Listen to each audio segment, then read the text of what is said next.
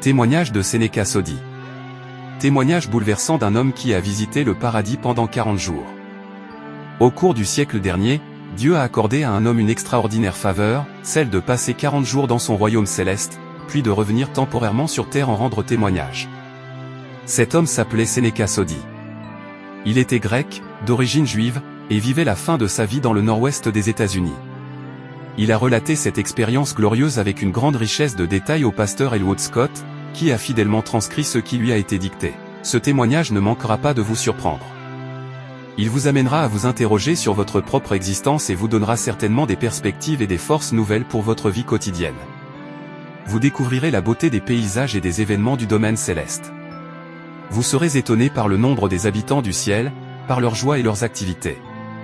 Vous serez émerveillé par la gloire et la grandeur de ce que Dieu a préparé pour tous ceux qui s'attendent à lui. Votre cœur sera touché par le message que Dieu vous adresse au travers de ce témoignage, et qu'il a révélé à l'homme dans la Bible, sa parole vivante. Au cours des mois qui ont précédé la rédaction de ce témoignage, j'ai reçu à de nombreuses reprises la visite d'un personnage très particulier.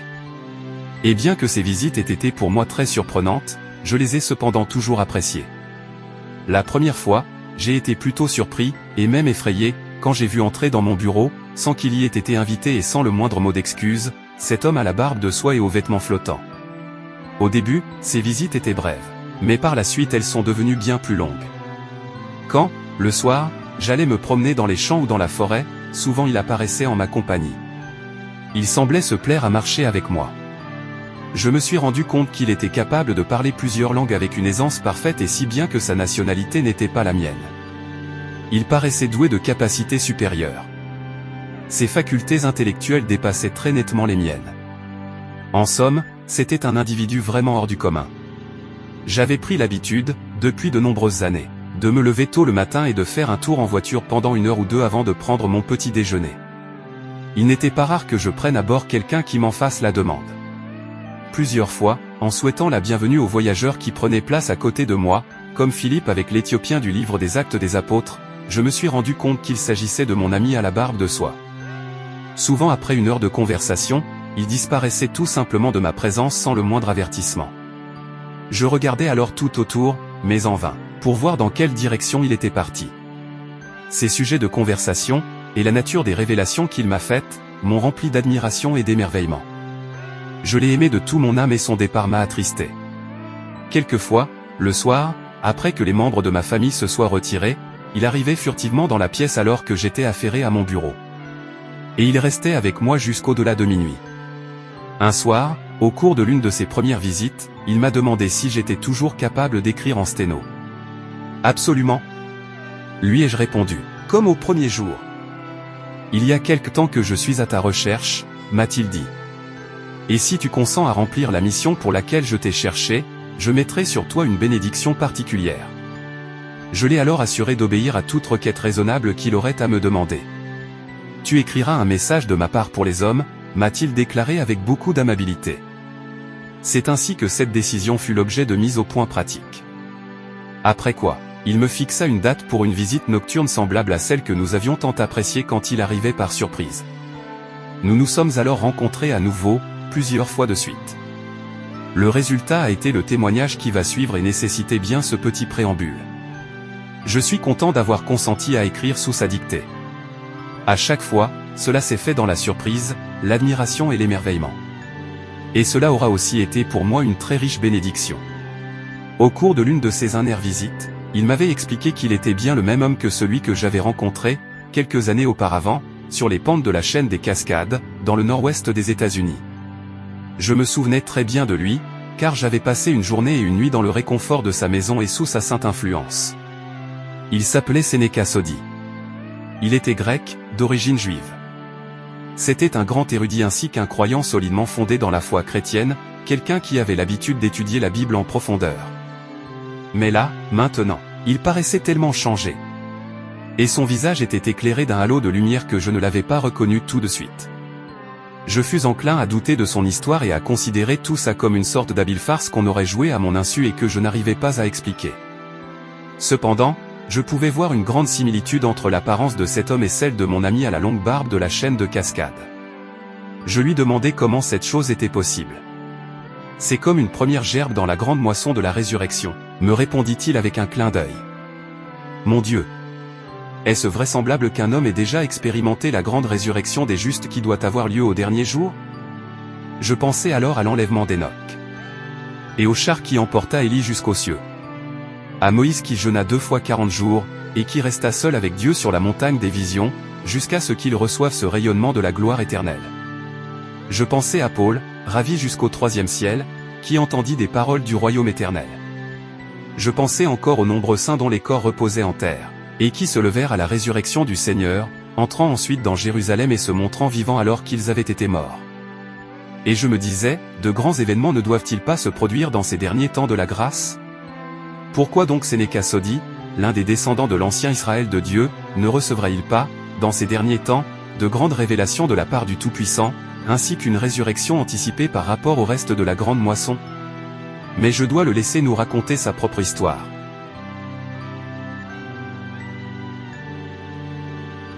Première partie, le commencement. Nous étions le 1er juin et le soleil venait de se coucher. Le travail de la journée était achevé. J'avais bien éclairé mon studio. Je l'avais nettoyé et rangé du mieux que j'avais pu. J'avais préparé crayon et papier, plume et encre. Et j'attendais nerveusement mon ami à la barbe de soie. Je me sentis pénétré d'un certain malaise, ne connaissant pas pleinement la nature de sa mission, ni tout ce qu'elle pouvait inclure. Je mis à genoux et je demandais solennellement son aide au Père Tout-Puissant, car mon visiteur avait imprimé en moi un profond respect à son égard, et je me sentais vraiment insignifiant en sa présence. Enfin la porte s'ouvrit, et Sénéca-Sodi entra. Un merveilleux halo de lumière émanait de sa tête et de son visage. Je me levai pour le saluer. Il me serra, apparemment, la main, en me gratifiant d'un gentil bonsoir. « Mon fils, me dit-il, je te salue au nom du Père. » Lorsqu'il se fut assis, il me demanda. « Te souviens-tu de mon humble maison, sur les collines, au pied de la chaîne des Cascades ?» Bien sûr que je m'en souviens, ainsi que de la longue promenade que nous avons faite ensemble, ce jour-là, au milieu des collines. Et des heures que nous avons passées à veiller jusqu'au-delà de minuit. Et je me souviens aussi de la promesse que je t'avais faite d'essayer de te revoir, un jour, dans ton petit palais des béatitudes. Je n'ai pas pu entendre ton retour, me dit Sénéca. D'étranges expériences m'attendaient. Je me trouvais alors dans l'ardente espérance du proche retour du Seigneur, et je passais beaucoup de temps en prière. Il s'imprima étrangement en moi la pensée que de grands événements allaient se produire. Cependant, je m'attendais pas aux grandes faveurs qui allaient bientôt m'être accordées. Mais j'ai découvert que Dieu prend plaisir à nous surprendre par la nouveauté et la grandeur de ses bénédictions. Sénéca-Sodi commence son récit. J'avais juste terminé de dîner, et je m'étais allongé sur mon lit pour un instant de repos. Mes 2 serviteurs, Séna et Serva, étaient affairés dans la maison. Soudain, le son d'une trompette nous attira tous à la porte. Un magnifique véhicule, tout en or, et 2 conducteurs vêtus d'habits blancs se tenaient là tout près. Immédiatement, il me sembla que je tombais comme en catalepsie, et que les choses terrestres s'effaçaient pour un temps. Les anges entrèrent dans la pièce et me pressèrent à me préparer rapidement, me disant « Le Seigneur du royaume a besoin de toi. » Comprenant leur langage, il me fut facile de saisir leur mission. Je fus rempli d'une louange débordante à la pensée d'aller à la maison sans plus attendre. Restant conscient des choses terrestres, j'indiquai rapidement à Séna et Serva qui n'avaient qu'entrevu cette gloire au travers de flashs de lumière, mais qui sentaient la présence d'êtres invisibles dans la pièce de garder mon corps avec soin si j'avais à le quitter. Je me retrouvai dans un état de semi-conscience, et je vis plusieurs êtres saints autour du lit où je m'étais allongé, m'étant senti épuisé. Des éclairs de pensée traversaient mon esprit par instants, est-ce que c'est ça la mort? Est-ce que je vais vraiment dire au revoir aux choses de la terre? Est-ce que je suis vraiment aux frontières de l'éternité? Si c'est le cas, victoire. Oh oui, victoire. Je sentis alors, entrant dans mon âme d'une manière furtive, les ravissements de la joie éternelle. Oh, quelle lumière! Quelle vision glorieuse m'était maintenant accordée! Car commençaient à se dessiner devant moi les éléments et les choses spirituelles. Cela, je le comprenais avec une grande clarté. Il me semblait arriver dans un vaste endroit au sein duquel régnait un nouvel ordre des choses. Je fis un dernier effort pour voir mes serviteurs et leur parler. C'est à peine si je pus prononcer au revoir. Je vis leurs yeux anxieux regarder dans les miens. J'entendis des fragments de phrases que j'essayais de comprendre, quand je réalisai que Séna et Serva étaient hors d'atteinte. Alors je fermai les yeux pour les ouvrir dans un jour éternel. La chose suivante que je constatai fut que je me tenais debout à l'angle de la pièce, regardant avec un grand intérêt mon propre corps qui reposait en paix sur le lit. Il m'est difficile de décrire les sensations étranges et cependant joyeuses de mon âme qui découvrait ma personne libérée de mon corps. Je m'avançai et me tins à côté du lit. Avec des sentiments mêlés de joie et de pitié, je dis à mon corps: je suis vraiment désolé de te laisser là, mais tu es mortel et tu le resteras jusqu'à la résurrection. Puis je vis avec moi 3 anges qui semblaient occupés sur mon corps à une sorte d'embaumement que je ne compris pas. Ils s'adressèrent très gentiment à moi. N'aie pas peur. Nous sommes venus t'escorter jusqu'à ta demeure céleste. Sa lumière luit intensément sur toi, désormais.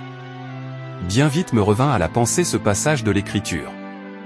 Les anges sont des esprits au service de Dieu, envoyés pour exercer un ministère en faveur de ceux qui doivent hériter du salut. Hébreux 1 verset 14. Je réalisais alors que les yeux physiques ne peuvent pas voir les êtres spirituels, ni discerner leurs mouvements, sauf dans le cas d'une intervention miraculeuse. Mais les esprits, eux, voient à la fois la matière et l'esprit. Je découvris que ma vision était grandement augmentée depuis l'instant où j'avais été libéré de mon corps mortel. Aussi n'eus-je aucun regret de me trouver ainsi à ce moment-là, car tout semblait s'embraser d'un éclat et d'une splendeur que je n'avais jamais connue auparavant.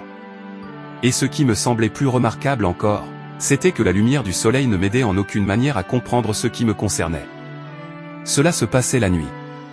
Tout le monde était endormi. Tout était entièrement sombre aux yeux des hommes. Cependant pour moi, tout était éclairé d'une lumière plus belle que ce que la plus lumineuse journée terrestre peut nous offrir à son midi. Encore et encore, l'Écriture me revenait en mémoire. Même les ténèbres ne sont pas obscures pour toi, la nuit brille comme le jour, et les ténèbres comme la lumière. Psaume 139 verset 12. Et aussi, car là il n'y aura point de nuit. Apocalypse 21 verset 25. Je vis distinctement plusieurs anges dans la pièce, chacun d'eux revêtu d'une robe dont la lumière pure et céleste réjouissait mon âme. Je me demandais pourquoi je n'avais pas pu les discerner avant, quand j'étais dans mon corps. Un passage de l'Écriture me revint, lorsque le prophète déclare: l'ange de l'Éternel campe autour de ceux qui le craignent, et il les arrache au danger. Psaume 34, 7. À partir de cet instant, je commençais à ressentir une étrange tendance à m'élever. Mon esprit sentait un puissant appel venant du ciel, comme si, à toutes les parties de mon âme, étaient attachés de gros élastiques dont l'autre extrémité aurait été amarrée dans les cieux. Séna et Serva étaient en pleurs, assis à côté du lit. J'essayais de leur parler, mais je ne pus attirer leur attention. Je m'approchai tout près d'eux et posai ma main sur leur tête, mais je ne pus me faire comprendre. Ils semblèrent seulement pleurer plus amèrement encore, comme s'il y avait eu un contact au niveau de nos âmes. Puis à nouveau leurs larmes s'arrêtèrent, et ils se mirent à scruter la pièce comme s'ils avaient entendu une voix. J'étais sûr qu'ils se rendaient compte de quelque chose concernant ma présence, mais sans vraiment comprendre ce dont il s'agissait exactement. Et maintenant les anges se mettaient à chanter. Quelle musique! Elle était d'une beauté comme j'en avais jamais entendu quand j'étais dans mon corps. Quand leur chant s'acheva, ils m'invitèrent. Veux-tu bien nous suivre maintenant? Après avoir marché jusqu'à l'extérieur, je vis le véhicule céleste qui semblait comme fait de lumière. Je me tenais encore sur le seuil de la maison. Je compris ce que signifiait ce véhicule et ce qu'était la mission spéciale des anges. J'avais hâte de sauter à l'intérieur. Je lançai un franc Alléluia. Je suis certain que les anges l'entendirent car ils s'écrièrent aussitôt: gloire à Dieu dans les lieux très hauts. Je tentais de dire au revoir à mon corps endormi, à ma vieille maison et à mes 2 serviteurs, quand les anges me firent avancer vers un siège au milieu d'eux, dans la voiture. Ils m'assurèrent que le voyage jusqu'à la maison se passerait bien. L'instant d'après, le véhicule céleste commença à s'élever très rapidement, et sans le moindre bruit. Nous étions partis à une vitesse prodigieuse pour un vol en direction des palais éternels. N'oubliez pas de vous abonner, de laisser un pouce bleu et de partager la vidéo. Chapitre 1, Sénéca arrive au paradis. Je n'étais pas assis depuis longtemps dans la voiture céleste que je me rendis compte que je pouvais converser avec les anges avec la plus entière liberté. Il semblait que nous nous comprenions au niveau des idées sans avoir besoin de faire l'effort d'en parler. Et cependant, nous parlions comme parlent les esprits. Quand j'étais dans mon corps, j'avais souvent entendu des mots qui avaient été prononcés seulement dans l'oreille de mon âme. Je les avais cependant compris très distinctement alors qu'aucun son ne les avait portés. Ce fut d'ailleurs le cas à la conversion de Paul. il entendit distinctement une voix à l'intérieur de sa conscience alors que ceux qui voyageaient avec lui ne virent personne prononcer ces paroles. « Êtes-vous vraiment des anges de Dieu » demandai-je. « Nous avons tellement lu et tellement chanté à votre sujet sur la terre. » « Oui, tout à fait. Nous sommes des anges. Et tu ne sais rien en ce qui concerne notre naissance. En fait, nous ne sommes pas nés, nous avons été créés. Et non pas sur la terre, mais dans les régions célestes. Nous avons reçu notre instruction dans les éternités passées, dans la présence de Dieu. Mais nous sommes maintenant contents d'être vos serviteurs et vos aides. Ceci a été notre joyeux service depuis le jour où l'homme a été créé sur la terre. Nous t'en dirons plus à notre sujet à un autre moment. Nous avons été comme des étrangers jusqu'à cet instant, dis-je. Mais vous conduisez si bien ce véhicule que ça me met vraiment en confiance. J'attendais cette heure depuis de nombreuses années. Je ne savais pas qu'elle était si proche. Tu sais, dit le conducteur, tu ne dois absolument pas avoir peur. Je te conduirai en toute sécurité jusqu'à ta demeure éternelle. Je regardai à nouveau à l'extérieur de la voiture et je vis que nous nous déplacions à une vitesse vertigineuse. La terre, avec ses villages, ses villes, et ses montagnes, s'évanouissait au loin comme un fantôme. Bientôt, il nous sembla que la lune était sous nos pieds, alors que nous nous élevions sur les piliers des cieux. Nous parlâmes beaucoup en chemin. Je découvris que les anges étaient les êtres les plus doux et les plus aimables qui soient, pleins de savoir et de dévouement. Mon âme débordait d'amour à leur égard. Avant d'arriver à destination, il me semblait déjà connaître le royaume des cieux tant les anges m'en avaient parlé. Comme je regardais au dehors à travers la fenêtre de la voiture, je pouvais voir les étoiles de partout, comme je les avais toujours vues depuis la Terre. Je sus alors que nous avions dépassé les régions du système solaire. Aussi je demandai à l'ange. Où se trouve donc le ciel? Oh, il n'est pas très loin. La Terre est la première habitation de l'homme. Et sur Terre, l'homme a une nature terrestre.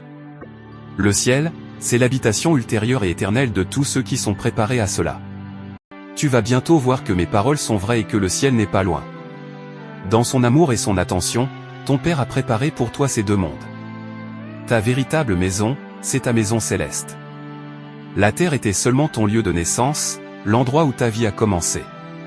Mais lorsque Dieu t'a donné la vie éternelle, il t'a mis en contact avec les réalités célestes. Car il t'a donné la vie qui a toujours été. Regarde et contemple. Je me trouvais alors plongé dans une considération profonde de toutes ces choses, qui signifiaient tellement pour moi. Maintenant je regardais à l'extérieur. Nous étions en train d'arriver dans une région de nuages très lumineux. Quelque chose comme un coucher de soleil terrestre. Ardent, resplendissant, mais de très loin supérieur. Le temps s'était vraiment vite écoulé. Mais effectivement, nous étions en train de ralentir dans les immenses banlieues du royaume éternel. Écoute, dis-je à l'ange. Mais quelle est donc cette musique que j'entends? Est-ce qu'elle est réelle ou bien est-ce mon imagination? C'est le chant des rachetés que tu entends. Il vient du ciel. Tout le royaume céleste est rempli de musique, et cela sans aucune dissonance. Aucune musique ne fut jamais plus douce à mon oreille. Je fus envahi d'une plénitude de joie. Sommes-nous près des portes d'entrée de la ville? Très près des portails du paradis, me répondit-il. Et en disant ceci, les anges inclinèrent leur tête et se couvrirent le visage de leurs mains, tandis que je tombais sur ma face dans le véhicule. Le calme régnait dans nos âmes, mais de profondes émotions commencèrent à peser dans ma poitrine. Je sentis que je devais rompre le silence en criant les louanges de Dieu. Les anges se mirent à chanter d'une voix douce. Saint, Saint, Seigneur Dieu Tout-Puissant. Juste et vrai sont toutes tes voix. Tu es roi parmi les saints. Je bondis sur mes pieds. Et pendant un instant, je fus vraiment très troublé par ce que rencontrait mon regard dans toutes les directions. La lumière était si transparente. Elle dépassait de loin ce que le plus beau jour terrestre pourrait offrir. Partout tout autour de nous s'étendaient des parterres de fleurs. Dans toutes les directions mon regard rencontrait des arbustes superbes et fleuris, et des bosquets d'arbres magnifiques, chargés de fruits. Des routes sinueuses, d'une exquise beauté et disposées avec goût, serpentaient dans ce paysage de magnificence et de gloire. Des personnes charmantes allaient et venaient, passant les unes devant les autres avec des salutations et une courtoisie comme seul le ciel peut en connaître. La voiture ralentissait. Je ne peux décrire les transports d'allégresse qui emplissaient mon âme. J'étais tout simplement éperdu d'émerveillement. Enfin. Vraiment. Je suis à la maison. La voiture sembla trembler comme quelque chose de vivant. Elle s'arrêta finalement à côté d'un très beau bosquet d'arbres chargés de fruits. On ouvrit les portes et les anges sortirent de la voiture. D'un bond, je me retrouvai sur les solides fondations du royaume céleste. Pendant un instant, je me tins debout, complètement extasié de voir toutes ces âmes vêtues d'habits blancs joliment coupés, et toutes avec des visages lumineux et heureux qui rayonnaient d'une parfaite satisfaction, d'une plénitude de contentement. Je ne pus contenir plus longtemps mes sentiments. Je me prosternai à nouveau du côté de l'ange, remerciant Dieu à haute voix. J'étais en train d'adorer l'ange pour tout le soin qu'il m'avait prodigué et pour la gentillesse qu'il avait manifestée à mon égard, lorsqu'il me dit « Adore Dieu seul. Je suis aussi l'un de ses serviteurs et c'est là mon joyeux service. » Disant cela, il fit un signe à quelqu'un qui se tenait tout près de nous, et qui s'approcha. Il me fut présenté comme l'un des anciens du ciel. Ces mots d'accueil furent si cordiaux qu'immédiatement mon âme l'aima intensément. « Je te laisse à ses soins, me dit l'ange. Mais je te reverrai peut-être bientôt. » Je lui tendis la main. « Désolé de te voir partir. Tu étais déjà pour moi un ami. Que pourrais-je faire pour te remercier de ta grande gentillesse à mon égard ? Tu pourras sans tarder apporter ton aide aux autres, répondit l'ange. Avec sourire, et agitant la main, il me salua d'un gracieux au revoir. Puis il partit avec sa voiture céleste. L'ancien prit alors la parole. Eh bien, mon fils, te voici maintenant chez toi. Tout ce que tu vois et infiniment plus est l'œuvre d'amour et de puissance de ton Père céleste. Les sacrifices que tu as consentis sur la terre, étaient bien peu de choses comparées à l'importance de ce que tu vas voir ici. C'est vrai que c'était bien peu de choses, acquiesçai-je. Alors, me revint en mémoire ce merveilleux passage de l'Écriture, que jusqu'à ce jour je n'avais pleinement compris, car nos légères afflictions du moment présent produisent pour nous, au-delà de toute mesure, un poids éternel de gloire. 2 Corinthiens 4 verset 17. C'est absolument certain. Reprit l'ancien. Tu viens seulement de commencer à entrevoir la gloire. Mais bientôt, tu en ressentiras toute la dimension. La grandeur et la beauté de chaque chose surpassent ce que je pouvais espérer de mieux. Et tout cela semble si réel. Mais dis-moi, n'est-ce pas que mon imagination ? Est-ce que je rêve ? Ou bien est-ce que vraiment je suis au ciel ? Oh, tu sais, reprit l'ancien, c'est chose courante que les âmes soient déconcertées quand elles arrivent pour la première fois dans le royaume céleste. Car elles sont mises en présence des anges, en présence des esprits des justes rendus parfaits, et ceci dans la gloire de ce royaume. C'est vrai que cela dépasse l'attente humaine la plus profonde. Non mon fils, tu n'as pas une vision. Tu es réellement ici. Ton corps, lui, tu l'as laissé derrière toi. Et tu verras que tu as ici beaucoup de choses à apprendre avant ton arrivée jusqu'au trône, dans la ville sainte. Mais réjouis-toi, car tu as parfaitement lavé tes vêtements et tu les as rendus blancs avant de quitter ta demeure terrestre. Sens-toi entièrement libre de me poser toutes les questions que tu as envie de me poser. La connaissance de ce monde-ci s'acquiert, comme c'était le cas pour la connaissance terrestre, par la demande et la recherche. Chacun de tes désirs sera pleinement satisfait. Tout ce que tu as pu entendre, désirer, ou implorer, concernant la connaissance de ta demeure éternelle, t'est ici offert de manière plus pleine et entière. La volonté de ton Père céleste sera ta volonté, et tout ce que tu vois, et infiniment plus t'appartient pour en jouir à jamais. Si, dans ta vie passée, tu as fait bon usage des opportunités qui t'ont été offertes, un grand trésor t'attend dans la ville, cette ville dont notre Seigneur a parlé quand il était sur terre, et dont tu apprendras davantage un peu plus tard. Je vois, dit l'ancien, qu'il y a là-bas une autre âme qui vient tout juste d'avoir été amenée de la terre au paradis. Il faut que j'aille l'accueillir. Disant ces mots, il se dirigea vers la voiture céleste. Il en descendit un homme d'une élégance toute particulière, revêtu d'une robe du blanc le plus éclatant. L'ancien me fit signe de m'approcher. Alors que j'arrivais près d'eux et que je pouvais entendre leur conversation, je m'aperçus que l'homme venait d'un lieu de la terre opposé à celui d'où moi je venais. Il parlait une autre langue. Et cependant je le comprenais très bien. Soudain, il leva les mains au-dessus de sa tête.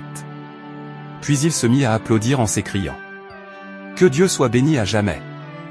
À cela, nous nous prosternâmes tous les deux, en louant notre Père Tout-Puissant et en l'adorant. Nous restâmes ainsi un long moment, car nos âmes étaient comme écrasées, totalement conquises par l'enchantement de ces lieux. Quand nous nous relevâmes, un autre saint approcha de lui. Celui-ci semblait visiblement avoir vécu dans l'Antiquité. Il s'adressa alors à lui. « Permets-moi de t'assister dans les voies du royaume. » Je l'entendis lui demander son nom. « Je m'appelle Bohémond, répondit-il. Je viens du nord de la Russie.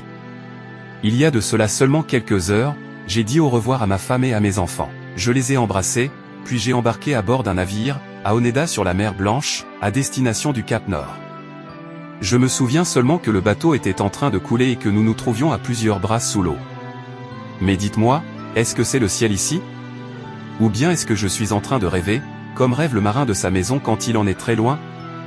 Mon fils, dit ce vénérable père, tu es arrivé à bon port. Mais tu n'es ni au Cap Nord, ni au fond de la mer Blanche. Tu es arrivé à ta demeure éternelle.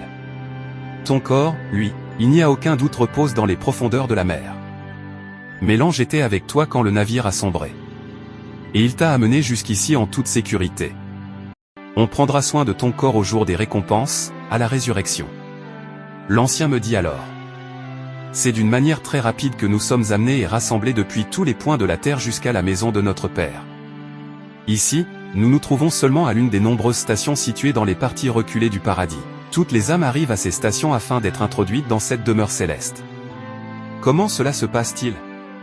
Est-ce que tu peux me l'expliquer? Bien sûr. Mais tu le comprendras plus complètement quand nous irons plus loin. Tu n'aurais pas pu supporter la gloire du trône sans y avoir été préparé. D'ailleurs, même maintenant, tu ne pourrais pas encore supporter l'intensité de la lumière qui est à l'intérieur de la ville. Au même moment, je vis une femme descendre d'une voiture. Elle semblait si déroutée qu'elle s'affaissa à l'instant où l'un des serviteurs s'approchait d'elle. Puis, levant soudainement les bras, elle s'écria dans sa stupéfaction. « Oh, mon Dieu! Je ne mérite pas cette gloire. Je n'en suis pas digne. Oh! Est-ce qu'un jour je pourrais être en règle avec Dieu ?» Elle ferma les yeux. Elle était presque évanouie de stupeur. Elle semblait incapable de parler alors que son serviteur s'adressait très gentiment à elle avec les mots les plus aimables qui soient. Enfin elle rouvrit les yeux. Elle regarda autour d'elle dans l'émerveillement et l'ahurissement, puis s'exclama. « Ces vêtements blancs, ces coupes d'or, ces arbres de vie, et ces fleurs, toutes épanouies. Je n'en suis pas digne. Est-ce que vraiment j'ai le droit d'être ici? Mais quel droit ai-je donc sur tous ces arbres magnifiques chargés de si beaux fruits? Oh, la grâce de Dieu! J'étais une si grande pécheresse, c'est vrai. » Reprit son guide. « Mais tes péchés ont tous été pardonnés. Les anges ne font aucune erreur. Oui, tu as un droit sur ces arbres, parce qu'ils appartiennent à celui en qui tu as cru. Ils sont à toi, parce que tu es à lui. » Elle se releva. « Mais, est-ce que je porte l'habit des noces? C'est avec ardeur que j'essayais de m'en revêtir quand la voiture est venue me chercher. J'étais dans une si profonde détresse. Mon âme était dans la confusion, sachant que je n'avais pas été préparé pour un changement si grand. « Tu as été sauvé, mon enfant, dit le serviteur, comme au travers du feu. Tu n'étais pas une fidèle servante de Dieu. Tu n'as pas construit avec de l'or, de l'argent et des pierres précieuses, mais avec du bois, de la paille et du chaume, qui ont été consumés. Dieu ne peut pas maintenant te récompenser largement. Ces bénédictions infinies qui s'étendent devant tes yeux dans toutes les directions, tu devras les obtenir une à une, lorsque tu seras préparé pour elles. Alors, sois fidèle dans l'opportunité présente, parce qu'il y a devant toi beaucoup à faire. La progression que tu aurais dû faire sur la terre, tu vas devoir la faire ici, jusqu'à ce que tu puisses aller jusqu'aux portes de la ville et voir la gloire rayonnante de la muraille de jaspe. Viens avec moi. Je t'assisterai dans une connaissance plus grande de Christ, de son salut et de son royaume éternel. » M'adressant à l'ancien à côté de moi, je le questionnai. « Peux-tu m'expliquer quelle est sa grande erreur? » Bien sûr. Elle représente dans le monde, le groupe important de ceux qui n'ont pas fait bon usage des opportunités terrestres. Elle ne s'est jamais profondément intéressée à son salut jusqu'à l'heure de sa mort. Ne vois-tu pas qu'elle paraît maigre et comme elle est habillée chichement? Elle ne porte qu'une robe toute simple. Certes, sa repentance a été authentique. Et elle a accepté, par la foi, les promesses de la vie éternelle dans son Seigneur. Son pardon a été complet. Mais elle a ajouté que bien peu de grâce à son âme. Elle ne l'a pratiquement pas fait croître. Elle ressent maintenant, comme toutes les autres âmes dans son cas, l'immensité de ce qu'elle a perdu. Aucun trésor ne l'attend au ciel. Le paradis lui-même semble trop bien pour elle. Mais Dieu, dans sa grande miséricorde, va l'y amener. Ces arbres sont pour elle. Leurs feuilles possèdent des vertus qui guérissent. Nul ne peut être amené par les anges jusqu'à cette gloire s'il n'a pas reçu le don de la vie éternelle, et s'il n'est pas né de nouveau. Beaucoup hélas, depuis la terre, s'en vont vers la perdition en dépit du Sauveur qui tend vers eux ses bras pleins d'amour et de grâce. Ils ne veulent pas accepter son aide bienveillante. Ils aiment les plaisirs du péché plus que Dieu, plus que ses joies éternelles et que les plaisirs sans fin qui sont ici à sa droite. Christ, sois béni. M'écriai-je. Tu es plein d'un amour et d'une grâce infinie pour ton peuple. Comme le brigand sur la croix, même dans les derniers moments de la vie, il peut être arraché des griffes de la mort. Oh, que la perte de cette femme est grande. Comme c'est triste. Un groupe d'âmes réjouies s'approchait de nous. L'ancien nous présenta à elle. Nous eûmes vite fait connaissance et nous conversâmes les uns avec les autres avec une grande liberté, bien que nous ne nous soyons pas connus auparavant. En peu de temps, nous étions à l'aise ensemble, et la rencontre fut vraiment très agréable. D'une voix forte, et à juste raison, un homme se mit à louer Dieu avec de puissants alléluia et en disant « Oh, mon Dieu, je te bénis. Enfin, je suis au ciel. Maintenant, dit Sénéca, je dois te laisser pour cette nuit. Tu es fatigué et il te faut dormir. Je te reverrai dans 2 soirs. » Et il disparut de ma pièce. Je m'assis rêveur. Où était-il parti? Où demeurait-il? De quoi se nourrissait-il? Était-il maintenant avec un autre humain sur cette terre? Ne pourrait-il pas se révéler à d'autres comme il l'avait fait avec moi? Quand il reviendra, il faudra que je le questionne et que je découvre, si c'est possible, d'autres secrets de son séjour sur terre.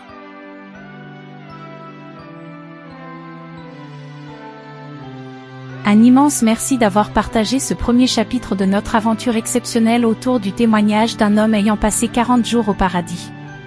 Si cette première partie a éveillé votre curiosité, soyez assurés que le prochain chapitre révélera encore des choses plus approfondies de ce lieu divin. Abonnez-vous pour être parmi les premiers à explorer les détails captivants qui nous attendent dans le prochain chapitre de cette expérience céleste. Partagez cette vidéo pour inviter d'autres âmes à rejoindre notre voyage spirituel. Restez connectés pour plonger plus profondément dans la grâce du Seigneur Jésus. Merci pour votre engagement, et que cette aventure continue à enrichir votre foi.